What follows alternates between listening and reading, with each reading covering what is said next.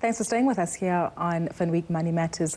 Well, research has shown that interventions to improve financial literacy have a mere 0.1% impact on changing financial behavior and consequently a negligible effect on achieving better financial outcomes.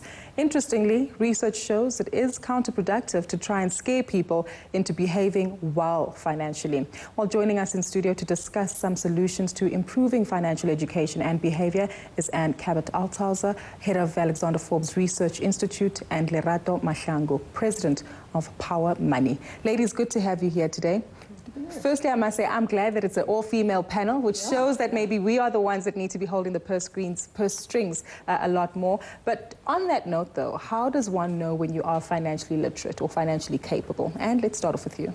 Well, actually, that's a really good question, because I don't think the issue is around financial literacy.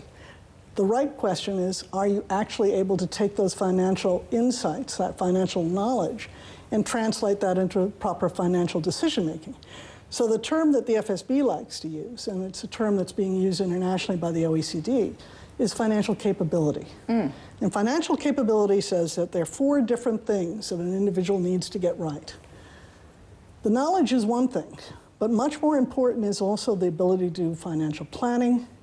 It's also the ability to understand that there's a present and a future and a, and a beyond that needs to be accommodated. It's the ability to also look at products and make differentiations as to which are appropriate to you. That trade-off decision is hugely important. So there are these 4 different dimensions of which literacy is just a tiny part. So if we only measure literacy, we're going to be limited in terms of what the outcomes can be. But if we start looking at a bigger picture and understand that it's about financial decision-making, we can then start having a real conversation about improving outcomes for South Africans. Having said that, we know that the savings rate in South Africa is significantly low, Lerato, but from a capability point of view, how do we fare with our international counterparts? Okay, so what's been done is the OECD, they've done a study. So what the study measures is they don't just look at the financial literacy aspect parts of things, but they actually focus on the developed markets.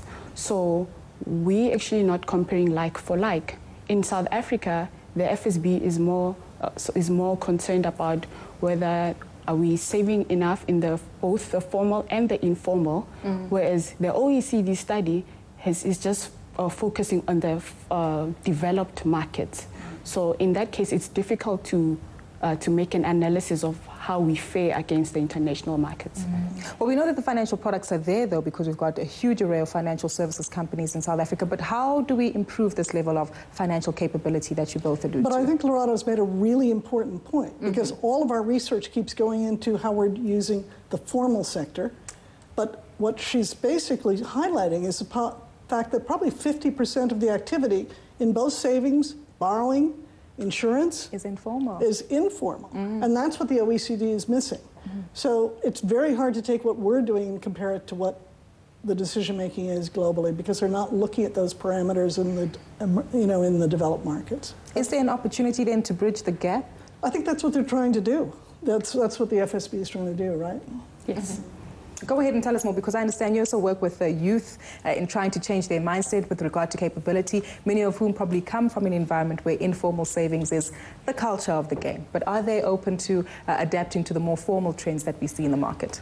So what we're seeing is that, so what Power Money does, it's more of an educational platform to educate the youth. So we're also seeing a different opinions from people, like, whereas the professionals are more open to the sophisticated products, whereas the other guys who don't have a formal education are comfortable with stokvels and all the stuff that's known by almost anyone. So it's more of you need to understand the client and cater to their needs. That's what you would try to do. Does it go back to advice, though? So often we hear about financial advisors, and yes, they also have their own regulatory challenges at the moment which are taking place. But does it go back to getting financial advice? And if so, how do we relate to the cost of, the benefits of informal, formal financial advice, and more importantly, how we help teach each other good financial habits? Well, in a sense, if you simply move right into the financial advice space, then we get into a problematic discussion. I think we need a completely new model for thinking about what financial coaching and mentoring and helping people out is, and redefine that space. Because right now, if you look at what is financial advice, that's typically all about people getting investment products or life products or whatever based on people who happen to have surplus capital to spare. That's where our advisory market is. But there's a whole new market that needs to emerge. And that's a market that integrates your informal and your formal. It looks at the family as a whole, because you have massive intergenerational problems, don't you? That it's not just you as an individual surviving, it's what your obligations are up and below you. And that's a completely new kind of planning problem that I don't think our advisory industry has even begun to grapple with. So I'm tremendously excited that there's a great future ahead for a completely new concept in this space. So let's try to analyze those solutions. How do we change that? Bridging the formal with the informal, and more importantly, like you say, really getting to analyze and understand the culture around money in South Africa. And? Okay, well, your starting point is how do you pay for it, okay?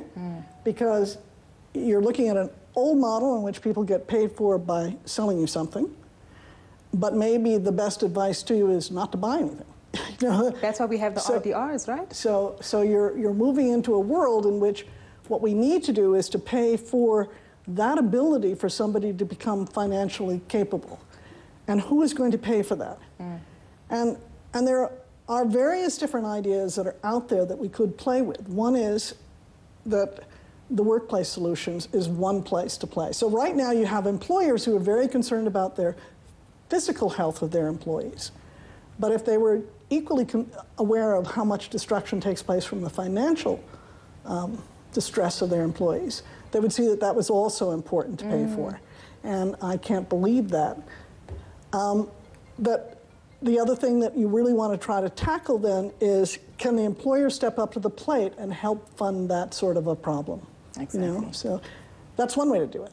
Multi-pronged approach. The other way to do it is, just as an individual currently now pays for medical aid, could they not also pay for ability to be protected in the financial space? Exactly. Right? And unfortunately, we do have to leave it there, but this is a conversation that can definitely carry on, and hopefully we will find those solutions to changing the perceptions regarding savings and financial wellness in South Africa. A big thank you to both my guests, Anne Cabot-Althauser, who's the head of Alexander Forbes Research Institute, and Lerato Mahlangu, president of Power Money. And that's all for this